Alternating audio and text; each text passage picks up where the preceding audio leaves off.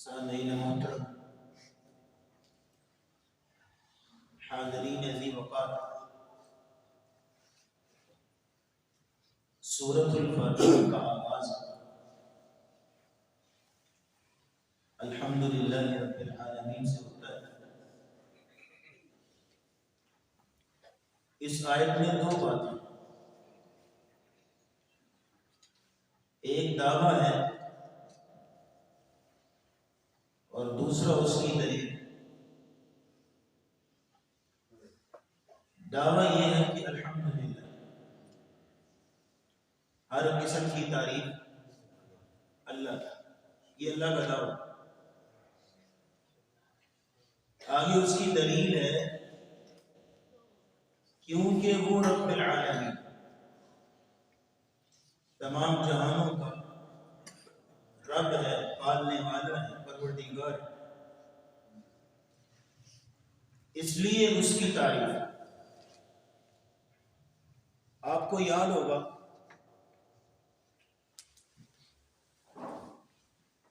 کہ کچھ دیر پہلے اگست کے مہینے میں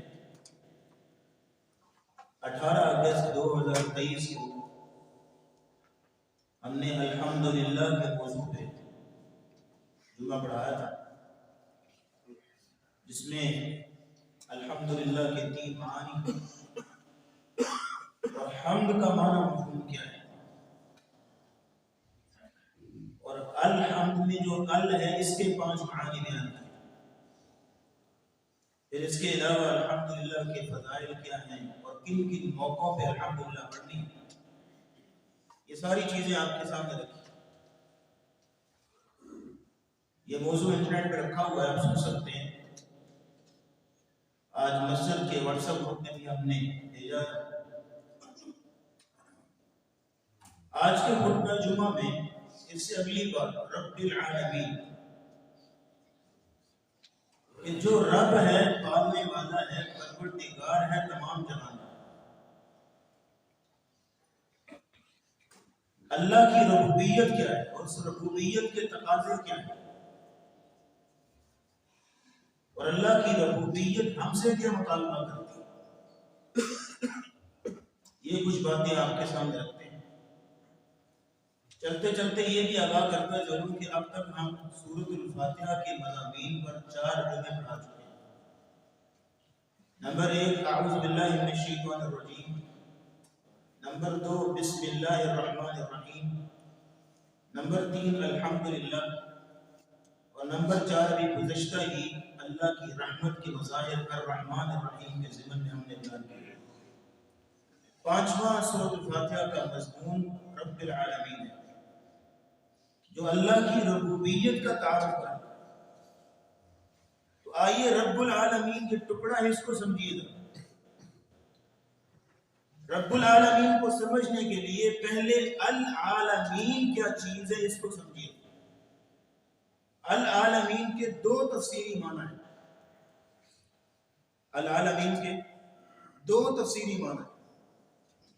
آپ جانتے ہیں کہ العالمین جمع ہے اور اس کی واحد آتی ہے عالم۔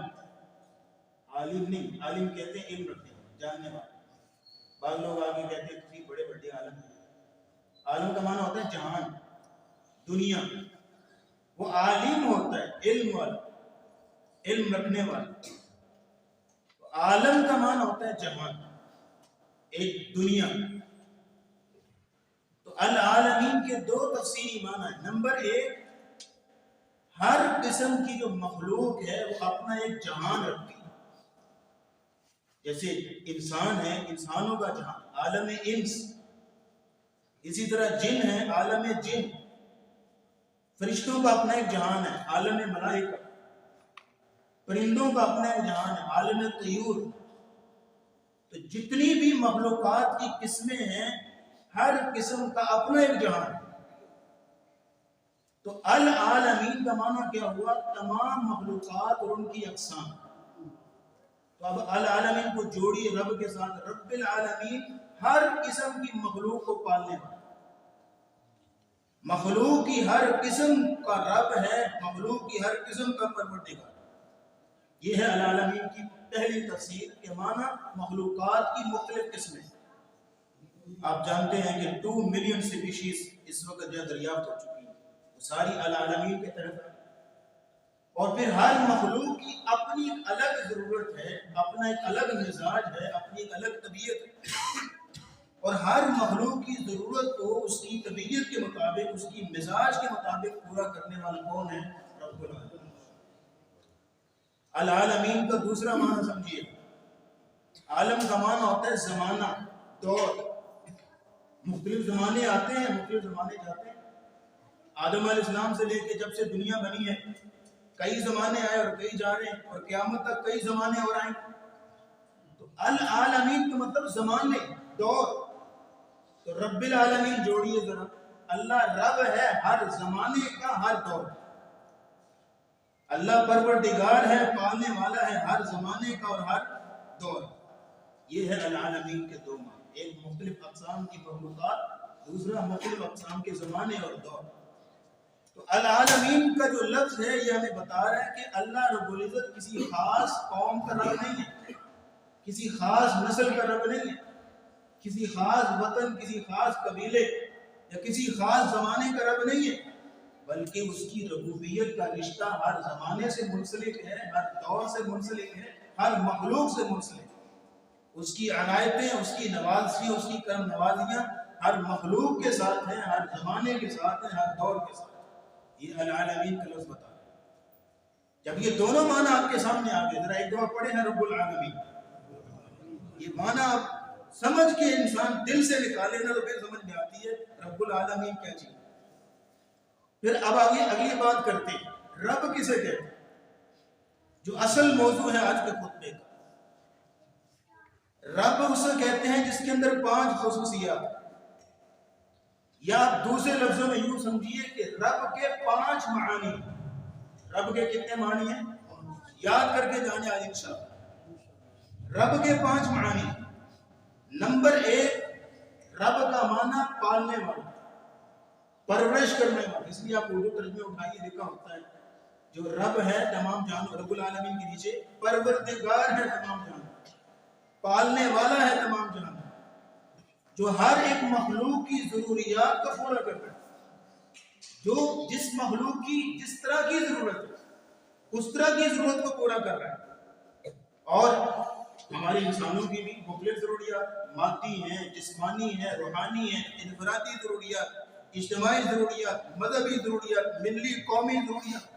ہر قسم کی ضروریات کو پورا کرنے والا کون ہے؟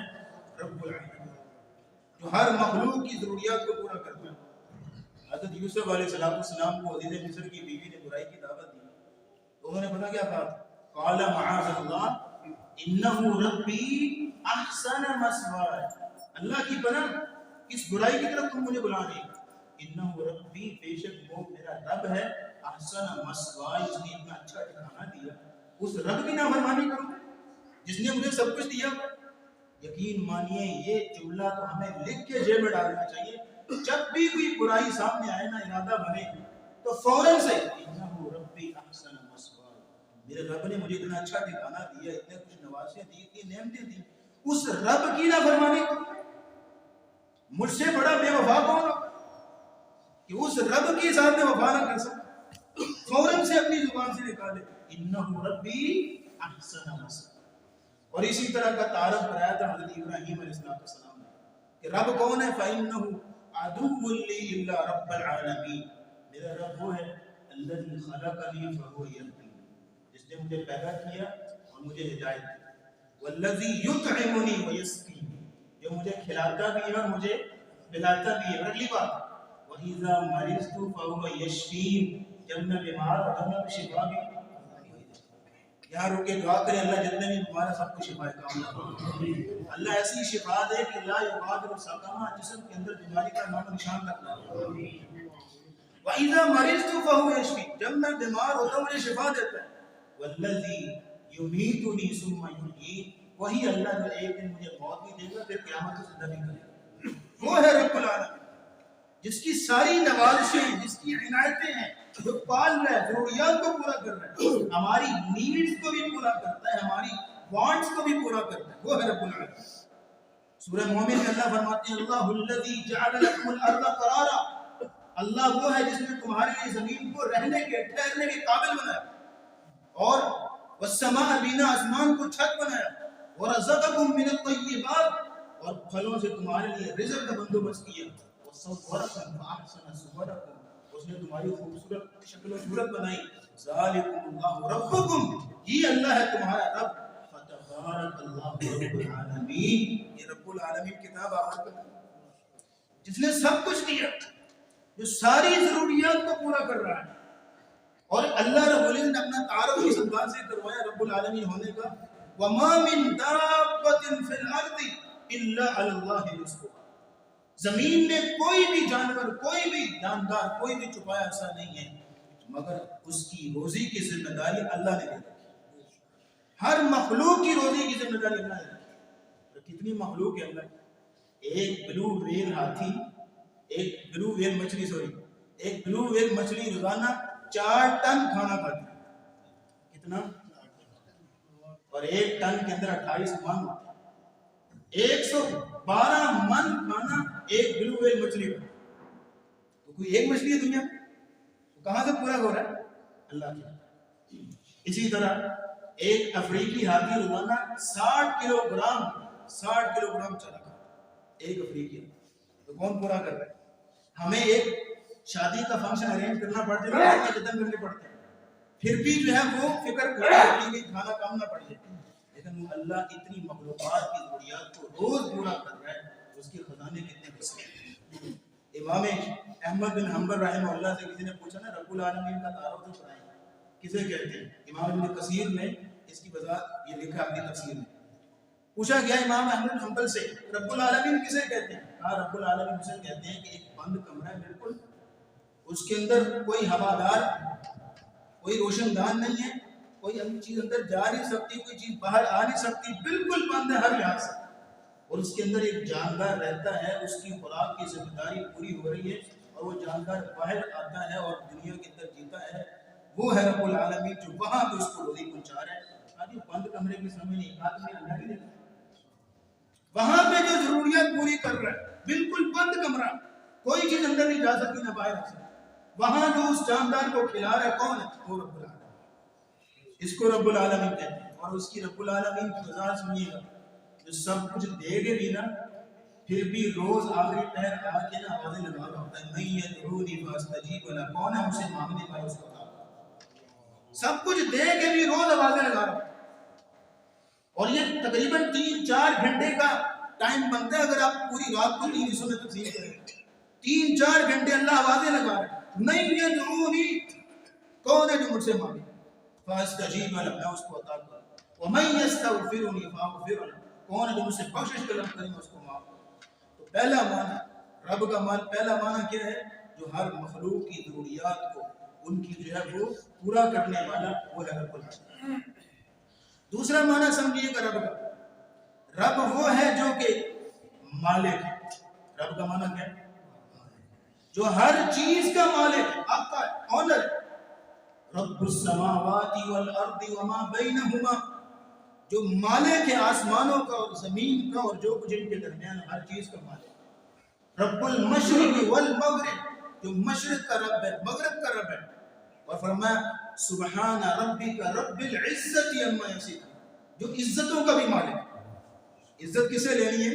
اللہ سے۔ عزت کا مالک کون ہے؟ اللہ، ہر چیز کا مالک ہے۔ پھر یہاں رک کے ہمیں کہنا نہیں چاہیے کہ اگر مالک وہ ہے تو پھر مرضی بھی مالک ہوا نا، جب یہ کائنات کا دستور ہے، جس کی اتھارٹی ہوتی ہے، جس کی ملکیت ہوتی ہے، مرضی بھی اس کی چلتی ہے۔ اس لیے بعض لوگوں نے نا اپنی مرضی چلانے کے لیے ملکیت اپنی طرف ٹرانسفر کر لی اور نعرہ لگا دیا کہ میرا جسم اور میری مرضی، ملکیت اپنی طرف ٹرانسفر کر لی، کیونکہ پتہ ہے ملکیت جس کی ہوگی مرضی تو اس کی چلے گی۔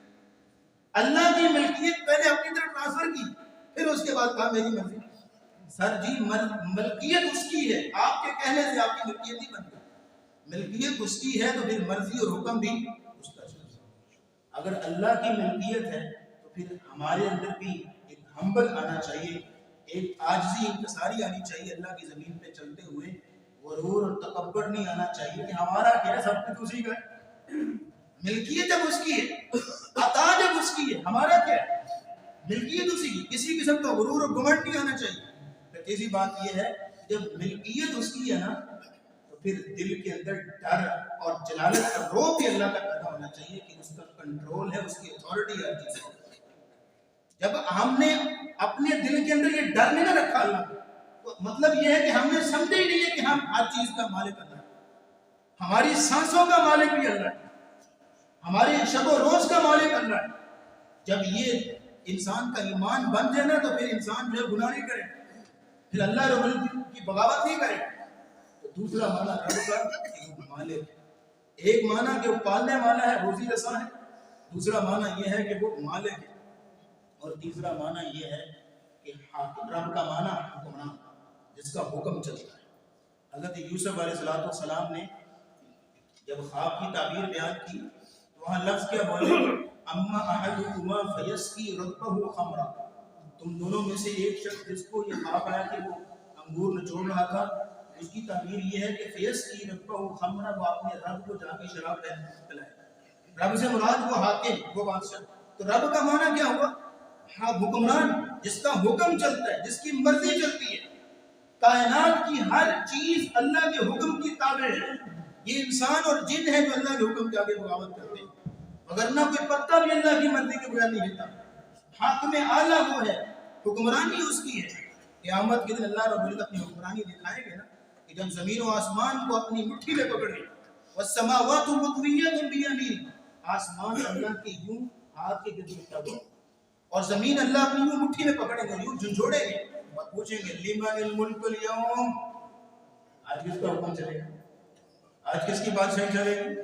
کوئی جواب نہیں دے گا، سب کل من علیہ فان ہو چکا ہے۔ تو آگے سے خود ہی اللہ بولیں گے للہ الواحد القہار، اللہ اکیلے کی بادشاہ، اسی کا حکم ہے، اسی کا آرڈر چلے گا۔ تو یہ ہے تو تیسرا معنی رب کا کہ وہ حاکم، نمبر ایک پالنے والا، نمبر دو مالک ہے، نمبر تین حاکم ہے، اور نمبر چار رب کا معنی اور وہ یہ ہے کہ تربیت کرنے والا۔ رب کا معنی مربی اپنا سنتے ہیں، وہ رب سے ہی ہے، تربیت کرنے والا، وہ ہر مخلوق کی تربیت کرتا ہے۔ ایک تربیت عام جو اللہ نے ہر مخلوق کی جبلت میں، فطرت میں ڈال دیا ہے کہ تم نے زندگی کیسے گزارنی ہے۔ حتیٰ کہ ایک چوزا بھی اگر رستے میں چلتا ہوا ہو نا تو اچانک ادھر سے بلی آ جائے تو فوراً وہ چوزا بھاگ کے اپنی ماں کے پروں کے لیے چھپ جاتا ہے۔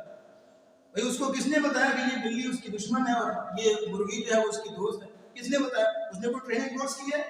کسی اسکول کالج میں گیا؟ نہیں، اللہ نے اس کی جبلت میں، اس کی فطرت میں یہ چیز ڈال دی ہے کہ تمہاری زندگی اس طرح گزرتی ہے۔ شہد کی مکھی ہے، انسان ہے، جانور ہے، حیوان ہے، کسی طرح کی مخلوق ہے، اس کی فطرت میں اللہ نے یہ چیزیں، یہ تربیت ڈال دی ہے کہ تم جس پلانٹ پہ رہ رہے ہو تم نے اس طرح کی چیز گزارنی ہے، اور تمہارے لوازمات یہ ہیں، کھانا اس طرح ہے، رہنا اس طرح ہے، سونا اس طرح ہے، ہر چیز، ہر مخلوق کو اس کی ضروریات سمجھا دی۔ ایک ہے تربیت عامہ، دوسری ہے تربیت خاصہ جو اللہ اپنے نیک بندوں کی تربیت کرتا ہے۔ یہ قرآن نازل کیا ہے کس لیے؟ تربیت کے لیے۔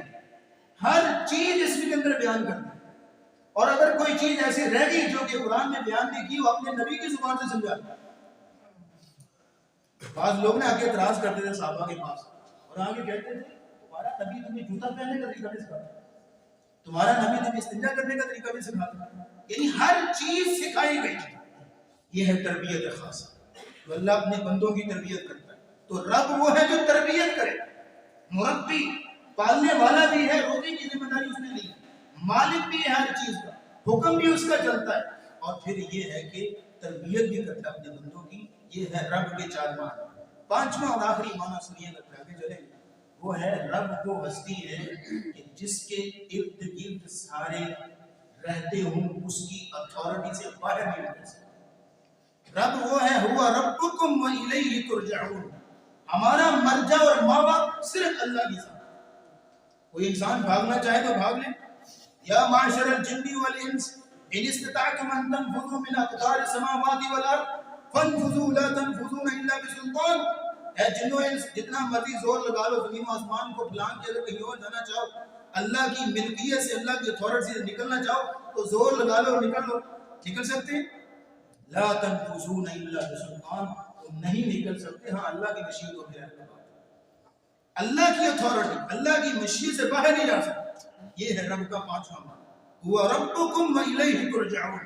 جب قیامت کا دن ہوگا ساری انسانیت اپنی قبروں سے اٹھ کے جائے گی تو کس کی طرف؟ یہ رب.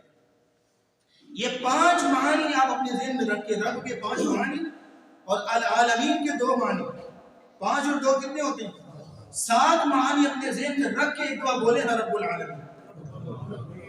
دل کی اتھا گہرائی میں جا کے ٹچ کرے گا کہ رب العالمین شاید ہے, ہستی کون سی, وہ ہے کیا. اس لیے رب العالمین کے معنی, اس لیے ہم کہتے ہیں کہ جب بھی آپ نماز پڑھ رہے ہوں, اذکار پڑھ رہے ہوں, ایک ایک ذکر, ایک ایک دعا کی ان ڈیپتھ اسٹڈی کر کے اس کا معنی مفہوم سمجھ کے اپنی زبان سے ادا کیجیے. اس کا مزہ ہی کچھ ہوگا, اس کی راحت ہی کچھ ہوگا. اس لیے یہ رب کا جو لفظ ہے, جس نبی نے بھی دعا کی ہے, جس نبی نے بھی اللہ سے کچھ مانگا ہے, اس نے رب کے ساتھ مانگا. قرآن کے اندر 40 دعائیں ہیں جو ربنا سے شروع ہوتی ہیں, رب سے شروع ہوتی ہیں. اور جب بھی کسی نے کوئی مانگا رب سے, علم چاہیے ربی زدنی علما, اولاد چاہیے ربی هب لی من الصالحین. اسی طرح اگر کسی کو ربی لا تذرنی فردا, اگر کسی شخص نے والدین کی دعا کرنی ہے تو کیسے کرے؟ رب ارحمہما کما ربیانی صغیرا, ربنا هب لنا من لدنک رحمہ انک انت الوہاب, ربنا هب لنا من لدنک رحمہ انک انت الوہاب. ساری دعائیں جتنے کی رب سے شروع, کیونکہ دینے والا کون ہے؟ رب. ایک اور بات آپ سے پوچھوں, قبر میں سوال ہوگا تو کیا ہوگا؟ من ربک, آئے گا من خالقک, من مالکک, من اللہ, اللہ کون ہے بتاؤ. من ربک, ساری زندگی جس کی نیم پہ کھاتا رہا, بتاؤ وہ کون ہے؟ من ربک, رب کو, رب کے تعلق سے سوال. صبح و شام جو رسول اللہ نے دعائیں سکھائی ہیں ان میں سید الاستغفار میں اسی نام کا واسطہ ہے, اللہم انت ربی, اللہ تو میرا رب ہے, لا الہ الا انت خلقتنی. اس لیے رب کے تعلق سے اگر معنی سمجھنا ہو تو توحید ربوبیت کو سمجھیے. ویسے سورۃ الفاتحہ میں اللہ تعالیٰ نے پہلی 2 آیتوں میں توحید کی تینوں قسمیں رکھ دی. پہلی 2 آیتوں الحمدللہ, للہ توحید الوہیت کہ اللہ ہی کے لیے ہر قسم کی بات.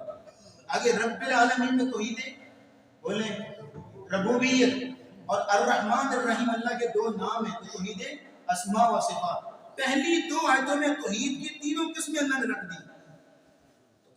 رب العالمین میں توحید ربوبیت, توحید ربوبیت کو سمجھنا ہو 3 چیزیں سمجھیے. توحید ربوبیت کو سمجھنا ہو 3 چیزیں. نمبر 1, ہر چیز کا خالق کون ہے؟ یہ پہلی چیز. جس دن آپ نے یہ ایمان بنا لیا, الحمدللہ ہمارا ایمان ہے کہ ہر چیز کا خالق صرف اور صرف اللہ ہے, تو آپ نے توحید ربوبیت کا پہلا سٹیپ پورا کر لیا. 3 سٹیپ ہیں. پہلا, ہر چیز کا خالق اللہ, خالق کل شیء, ہر چیز کا خالق اللہ ہے, اللہ کے علاوہ کوئی خالق نہیں, باقی ساری مخلوق ہے, خالق صرف اور صرف اللہ. اللہ رب العزت نے اس کی مثال سمجھائی ہے, یا ایھا الناس ضرب مثل فاستمعوا له. لوگوں ایک مثال بیان کرنے لگے, ذرا غور سے سننا. اللہ کہتے ہیں یا ایھا الناس ضرب مثل فاستمعوا له, غور سے سننا. کون سی مثال؟ ان الذين تدعون من دونه لن يخلقوا ذبابا ولو اجتمعوا له. جن کی تم اللہ کے سوا عبادت کرتے ہو, جن کو تم اللہ کے سوا پکارتے ہو, وہ ایک مکھی بھی نہیں بنا سکتے, چاہے ایک دوسرے کے ساتھ مل کے اکٹھے کر لیں, پلان کر لیں کہ آج ہم نے مکھی بنانی ہے, مل کے مکھی نہیں بنا سکتے. وَإِن يَسْلُبْهُمُ الذُّبَابُ شَيْئًا لَّا يَسْتَنقِذُوهُ مِنْهُ. مکھی بنانا تو دور کی بات ہے, اگر مکھی ان سے کوئی چیز چھین کے لے دینا واپس نہیں لا سکتے. یہ ہے توحید ربوبیت. خالق صرف اور صرف کون ہے؟ اللہ رب العزت نے سورہ بقرہ میں فرمایا یا ایھا الناس اعبدوا ربکم الذی خلقکم والذین من قبلکم لعلکم تتقون. اے لوگو اپنے اس رب کی عبادت کرو جس نے تمہیں پیدا کیا اور تم سے پہلے لوگوں کو پیدا کیا. اور آگے فرمایا الذی جعل لکم الارض فراشا والسماء بناء, تمہارے لیے زمین کو فرش بنایا, آسمان کو چھت بنایا. وانزل من السماء ماء, آسمان سے پانی نازل کیا. فاخرج به من الثمرات رزقا لكم, اور تمہارے لیے پھلوں سے رزق کا بندوبست کیا. یہ قرآن مجید کا پہلا آرڈر ہے. یا ایھا الناس اعبدوا قرآن مجید کا پہلا آرڈر ہے، پیچھے 2 رکوع ہیں اور سورہ فاتحہ بھی ہے، کوئی ایک آرڈر کوئی ایک حکم دکھا دیجیے نہیں، پہلا حکم قرآن کا یہاں سے شروع ہوتا ہے یا ایھا الناس اعبدوا، اور وہ عالمگیر آرڈر ہے، اس میں یا ایھا الذین آمنوا کا یا ایھا الناس کا انٹرنیشنل آرڈر ہے، اس میں اللہ تعالیٰ نے 3 قسم کے لوگوں کو خطاب کیے۔ نمبر 1 ایتھیسٹ، دہری، جو کہتے ہیں کہ خود ہر چیز خود بن گئی، ان کو خطاب کیا یا ایھا الناس اعبدوا ربکم الذی خلقکم، اپنے اس رب کی عبادت کرو جس نے تمہیں پیدا کیا۔ دوسرے نمبر پہ اللہ نے مشرکوں کو خطاب کیا کہ جو اللہ کے سوا اوروں کی عبادت کرتے ہیں، کہا یا ایھا الناس اعبدوا ربکم، اپنے اس اکیلے رب کی عبادت کرو جس نے تمہیں پیدا کیا۔ تیسرے نمبر پہ اللہ نے مسلمانوں کو خطاب کیا کہ تم مسلمان ہو، اللہ کے رب مانتے ہو، وہ اعبدوا ربکم، اپنے اس رب کی پوری طرح بندگی کرو جس طرح بندگی کرنے کا حق ہے۔ اس لیے توحید ربوبیت کو سمجھنا ہو تو پہلی چیز، ہر چیز کا خالق صرف اور صرف اللہ ہے۔ دوسرے نمبر پہ توحید ربوبیت کے لیے ہر چیز کا مالک صرف اور صرف، ملکیت اس کی ہے۔ فرمایا ذالکم اللہ ربکم لہ الملک، یہ اللہ تمہارا رب ہے، اسی کی بادشاہی ہے۔ والذین تدعون من دونہ ما یملکون من قطمیر، جن کو تم اللہ کے سوا پکارتے ہو یہ تو قطمیر کے بھی مالک نہیں ہے۔ قطمیر پتہ کیسے کہتے ہیں؟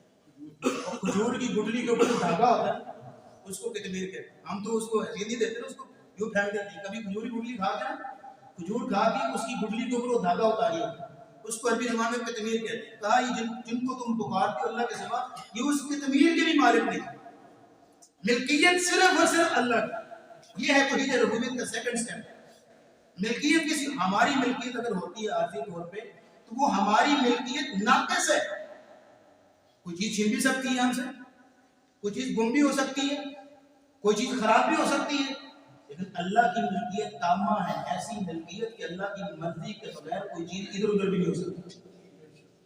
ہر کائنات کا ہر ذرہ، ہر پتہ اللہ کی مشیت کا تابع ہے، اللہ کے حکم کا تابع ہے، یہ ملکیت ہے۔ ہماری ملکیت اگر ہوگی تو عارضی ہوگی، کوئی چیز چھن گئی، خراب ہوگی، ختم ہوگی تو ملکیت بھی ختم۔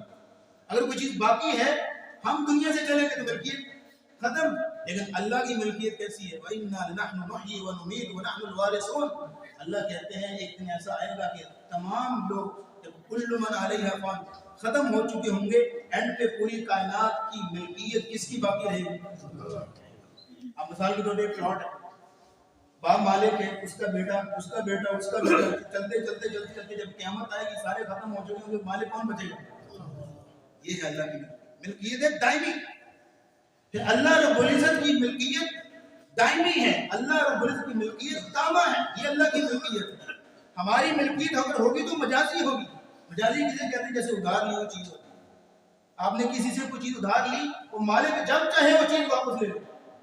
اسی طرح ہماری ملکیت عارضی ہے، ہماری ملکیت مجازی ہے، حقیقی ملکیت اللہ کی ہے۔ اللہ نے جو دیا ہے اللہ جب چاہے واپس لے، وہ مالک ہے نا۔ 2 سگے بھائی ہیں، ایک کو اولاد اتنی دی ہے کہ اسے سنبھالے نہیں جا رہے، اور ایک کو بے اولاد رکھا ہوا، ایک کو مال اتنا دیا ہے کہ اسے سنبھالا نہیں جا رہا، دوسرے کو کنگال غریب رکھا ہوا ہے، تو سگے بھائی مالک ہے نا، اس کی مرضی چلے، اور جب چاہے وہ چیز واپس لے لے۔ خود اپنا پیارا بہت ہوتا ہے، دکھ تو ہوتا ہے، افسوس ہوتا ہے، لیکن ہم کیا کہتے ہیں؟ انا للہ و انا الیہ، ملکیت کس کی تھی؟ اللہ، وہ لے گئے۔ تو دوسرا معنی یہ ہوا توحید ربوبیت میں پہلا سٹیپ خالق صرف اور صرف اللہ ہے، اور توحید ربوبیت کا دوسرا سٹیپ مالک صرف اور صرف اللہ ہے۔ اور تیسری آخری بات توحید ربوبیت میں وہ یہ ہے کہ تدبیر امر، پلاننگ، فیصلہ، مینجمنٹ کس کی چلتی ہے؟ صرف اللہ کی، صرف اللہ۔ یہ صرف کا لفظ بولنا ہے تبھی توحید ربوبیت کا معنی پورا ہوگا۔ پلاننگ، مینجمنٹ اس کی چلتی ہے۔ یدبر الامر من السماء الى الارض، سورہ سجدہ میں ہر جملے کو ہم پڑھتے ہیں کہ زمین سے لے کے آسمان تک، آسمان سے لے کے زمین تک، ہر معاملے کی پلاننگ، ہر معاملے کا فیصلہ کون کرتا ہے؟ کس کو کیا دینا ہے، کب دینا ہے، کیوں دینا ہے، کس کو مارنا ہے، کس کو زندہ رکھنا ہے، کس کو بیماری لگانی ہے، کس کو شفا دینی ہے، کس کو اولاد دینی ہے، کس کو تکلیف میں مبتلا کرنا ہے، کس کو تکلیف سے بچانا ہے، یہ ساری پلاننگ اور سارے فیصلے کون کرتا ہے؟ امام شافعی رحمہ اللہ نے اتنی خوبصورت بات کی. وہ کہتے ہیں کہ ایک درخت پھلدار درخت ہے تو اس کے پتے مختلف قسم کے جانور کھاتے ہیں. مثال کے طور پر شہد کی مکھی بھی اس میں خوراک حاصل کرتی ہے. اسی طرح ریشم کا کیڑا جو ریشم بناتا ہے وہ بھی اسے خوراک حاصل کرتا ہے. ہرن بھی، گائے بھی، بکری بھی، مختلف قسم کے جانور اسے خوراک حاصل کرتے ہیں. پھلدار درخت اس کے پتے کھاتے ہیں. لیکن اگر شہد کی مکھی کھائے تو کیا بنے گا؟ ریشم کا کیڑا کھائے تو کیا بنے گا؟ ریشم. اگر ہرن کھائے تو کیا بنے گا؟ کستوری، مشک اور خوشبو. اگر بکری کھائے تو دودھ بنے گی. یہ ساری ڈویژن اور پلاننگ کس نے کی ہوئی ہے کہ نہیں؟ مدبر الامر. اور بھی پلاننگ کر سکتے. اللہ رب العزت بارش نازل کرتے ہیں اور آپ تو صرف بیج ڈال کے آگے، آپ تو صرف بیج ڈال کے آگے. مثال کے طور پہ آپ کسی لوہے کے ٹکڑے کو زمین میں ڈال، جب آپ اس کو کاشت کریں، لوہے کا ٹکڑا اسے کو نکلے گا پھل پھوٹ نہیں. یہ کس نے سمجھایا کہ یہ بیج اگر بویا جائے اور اس کو مناسب قسم کی سہولیات اس کو دی جائے اور اس کو نشوونما کون دیتا ہے؟ اللہ. اس مثال کے طور پہ چائنا نے مختلف قسم کے ایکسپیریمنٹ کیے. آرٹیفیشل بارش بھی انہوں نے ڈال دی، آرٹیفیشل بارش، مصنوعی بارش. اب اسے ہوا کیا کہ جو کیلکولیشن اللہ نے کی ہے کہ اس پودے کو اتنا پانی چاہیے اور اس اتنی مقدار میں یہ چیزیں چاہیے، وہ کیلکولیشن کے پاس نہیں تھی. تو کیا ہوا؟ وہ درخت کو اگ تو گیا، پھل اگ تو گیا، لیکن جو بینگن اتنا سا ہوتا ہے وہ اتنا بڑا بینگن ہوتا ہے. جو کچھ پھل اتنا سا ہوتا ہے اتنا بڑا ہوتا ہے، کیونکہ کیلکولیشن وہ نہیں تھی ان کے پاس، اللہ کے پاس وہ نظام ان کے پاس نہیں تھا جو اللہ کے پاس. یہ ساری پلاننگ اللہ رب العزت کا. انسان اگر غور کرے، باقی ساری چیزوں کو چھوڑے، اپنے جسم پہ غور کرے. سائنٹسٹ کہتے ہیں کہ انسانی جسم کے اندر ایک سیل اتنا ہے، ایک سیل اگر اس کو آرٹیفیشل بنانا پڑے نا مصنوعی طور پہ تو پوری لاہور جتنی جگہ چاہیے ایک سیل کو بنانے کے لیے، کیونکہ اس کے اندر اللہ نے اتنے سسٹم رکھے. اور کوئی کتنے سیل ہیں انسان کے جسم میں؟ 100 ٹریلین سیلز جو کھربوں میں تعداد بنتی ہے. اور پھر ہر سیل تک اللہ رب نے بنائے ہوئے، ہر سیل تک آکسیجن پہنچ رہی ہے، ہر سیل تک بلڈ سرکولیشن ہو رہی ہے. تو کیا ان سارے سیلز نے خود پلان کیا تھا کہ ہم نے اتنے سیل مل کے دل بننا ہے، اتنے سیل مل کے ہم نے آنکھ بننا ہے، اتنے سیل مل کے ہم نے ہاتھ بننا ہے؟ خود پلان کیا نہیں. اگر ان سیلز کی ڈویژن ڈسٹرب ہو جائے نا کسی جگہ پہ تو کینسر ہو جائے. ڈاکٹر سے پوچھئے. اور اگر کسی جگہ پہ سیلز مر جائیں اور ان کی جگہ پہ نئے سیل نہ بنے تو وہ باڈی کا وہ حصہ ڈیڈ ہو جاتا ہے، جس کو فالج کہتے ہیں. وہ باڈی کا حصہ ڈیڈ ہو جاتا ہے. یہ ساری ڈویژن اور ساری پلاننگ کون کر رہا ہے؟ جسے کہتے ہیں مدبر الامر. یدبر الامر من السماء الى الارض. یہ توحید ربوبیت کے 3 سٹیپ ہیں. نمبر 1 خالق صرف اور صرف اللہ، اور نمبر 2 مالک صرف اور صرف اللہ ہے. نمبر 3 مدبر الامر، پلاننگ کرنے والا صرف اور صرف اللہ ہے. فیصلہ اللہ کا چلے. وَإِن يَمْسَسْكَ اللَّهُ بِضُرٍّ فَلَا كَاشِفَ لَهُ إِلَّا هُوَ. اگر آپ کو کوئی تکلیف پہنچے اس کو کوئی دور نہیں کر سکتا سوائے اللہ کے. اگر وَإِن يُرِدْكَ بِخَيْرٍ فَلَا رَادَّ لِفَضْلِهِ. اگر آپ کے ساتھ اللہ بھلائی کا ارادہ کر لے اس کو کوئی ہٹا نہیں سکتا. یہ فیصلہ صرف اور صرف اللہ کا چلتا ہے. قُلْ أَرَأَيْتُمْ إِنْ جَعَلَ اللَّهُ عَلَيْكُمُ اللَّيْلَ سَرْمَدًا إِلَى يَوْمِ الْقِيَامَةِ. اللہ کا فیصلہ یہ بن جائے کہ بس قیامت تک رات ہی رات رہنی ہے، دن کبھی نہیں چڑھنا. کسی اور کا فیصلہ چل سکتا ہے کہ وہ دن چڑھ کر رہے؟ فیصلہ صرف اس کا. یہ ہے مدبر الامر. یہ تو عید کی 3 قسمیں ربوبیت کے تعلق سے. اور بالکل آخری بات یہ ہے کہ اگر رب وہ ہے، رب العالمین کے 5 معنی بھی آپ کے سامنے رکھے، تو عید ربوبیت کے 3 سٹیپ بھی آپ کے سامنے رکھے، تو یہ نام یہ رب العالمین ہم سے کیا تقاضا کرتا ہے؟ 2 تقاضے. نمبر 1 جب رب وہ ہے، پالنے والا وہ ہے، روزی رساں وہ ہے، فیصلہ اس کا چلتا ہے، تو عبادت بھی کسی کرنی ہے، بندگی بھی کس کی کرنی ہے. اچھا یہ بات نا ہمیں انسانوں کو جو بڑی عقل رکھتی ہے یہ سمجھ نہیں آتی. یہ ایک جانور ہدہد کو یہ بات سمجھ میں آتی ہے. ہدہد حضرت سلیمان علیہ السلام نے پرندوں کی حاضری لگائی نا تو ہدہد غیر حاضر. تو کہتے ہیں کدھر گیا؟ جب آئے میں اس کی پھینٹی لگاؤں گا، اس کو سزا دوں گا. یا تو کوئی مناسب عذر لے کے آئے تو کیوں غیر حاضر ہے؟ کچھ دیر گزری نہ تو آ گیا. اور آگے کہتا ہے وجدتها وقومها يسجدون للشمس من دون الله. اے سلیمان میں ایسی خبر لے کے ہوں جس کا آپ کو نہیں پتا. کیا خبر لے کے؟ کہا میں نے ایک قوم دیکھی ہے جن کی حکمران عورت ہے. اور بڑی بات یہ دیکھیے کہ وجدتها وقومها يسجدون للشمس من دون الله. اللہ کو چھوڑ کے یہ سورج کو پوجا کر رہے ہیں، سورج کو سجدہ کر رہے ہیں. اور آگے وہ خود بیان کرتا ہے الذي يخرج الخبأ في السماوات والارض ويعلم ما تسرون وما تعلنون. وہ رب جو زمین و آسمان میں خزانے نکالتا ہے وہ رب جو زمین و آسمان میں روزی رساں ہے، اس رب کو چھوڑ کے سورج کی پوجا کر رہے ہیں۔ اللہ لا الہ الا ہوا رب العرش العظیم، وہ رب جو عرش عظیم کا بھی رب ہے، اس کو چھوڑ کے سورج کی پوجا کر رہے ہیں۔ یہ بات ایک جانور کو جو ہدہد ہے، اتنی سی چھوٹی سی سیڑھی ہوتی ہے، اس کو یہ بات سمجھ میں آ گئی، اور اشرف المخلوقات کی بات سمجھ میں نہیں آئی کہ روزی اس کی کھاتے ہیں، زمین اس کی زمین پہ رہ رہے ہیں، سب کچھ اس کا عطا کرتا ہے، اور سجدے اوروں کے آگے، بندگی اوروں کی، یہ بے وفائی نہیں تو اور کیا ہے؟ بندگی بھی اس کی ہوگی۔ ایک بات تو یہ سمجھ آ گئی کہ جب روزی رساں وہ ہے، رب وہ ہے، پالنے والا وہ ہے، تو پھر عبادت بھی اس کی ہوگی۔ اور دوسری بات یہ سمجھ آتی ہے ہمارے لیے کہ جب سب کچھ دینے والا وہ ہے، پھر مانگنا بھی کس سے؟ یہ دوسری بات سمجھ آتی ہے، پروردگار وہ ہے، پالنے والا بھی وہ ہے، تو پھر اولاد لینے کے لیے کسی جگہ پہ جا کے سجدے نہیں کرنے، شفا کے لیے کسی جگہ پہ جا کے دھاگے نہیں باندھنے۔ حضرت شفا بھی مانگنی ہے کس سے؟ اولاد بھی مانگنی ہے کس سے؟ یہ دو باتیں سمجھ آتی ہیں کہ عبادت بھی اسی کی ہوگی، اگر وہ دینے والا وہ ہے تو پھر مانگے گی اسی سے۔ یہ دو باتیں سمجھ میں آتی ہیں۔ اس نام کے تعلق سے رب العالمین کا معنی مفہوم کیا ہے، اور توحید ربوبیت کیا چیز ہے، اور پھر اس نام کے تعلق سے ہمارے لیے تقاضے کے یہ کچھ نکات ہم نے آپ کے سامنے رکھے۔ اللہ رب العزت ہمیں عمل کرنے کی توفیق عطا فرمائے۔ وآخر دعوانا الحمد للہ۔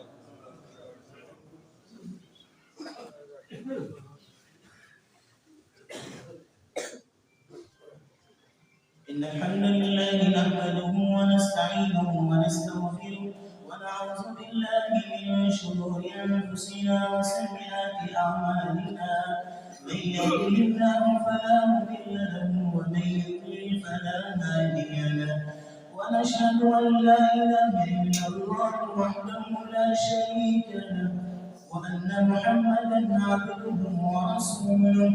اللهم صل على محمد وعلى آل محمد كما بارك وسلم عليه۔ اللهم اشف مرضانا ومرضى المسلمين، أذهب الباس رب الناس واشف أنت الشافي، لا شفاء إلا شفاءك، شفاء لا يغادر سقما۔ اللهم ألبسنا لباس الصحة والعافية، اللهم اشفنا شفاء كاملا عاجلا، اللهم اغفر لجميع موتى المسلمين الذين شهدوا لك بالوحدانية ولنبيك بالرسالة وماتوا على ذلك۔ ربنا آتنا في الدنيا حسنة وفي الآخرة حسنة وقنا عذاب النار۔ ربنا تقبل منا إنك أنت السميع العليم، وتب علينا إنك أنت التواب الرحيم، وصلى الله تعالى على رسوله خير خلقه محمد وعلى آله وأصحابه أجمعين برحمتك يا أرحم الراحمين۔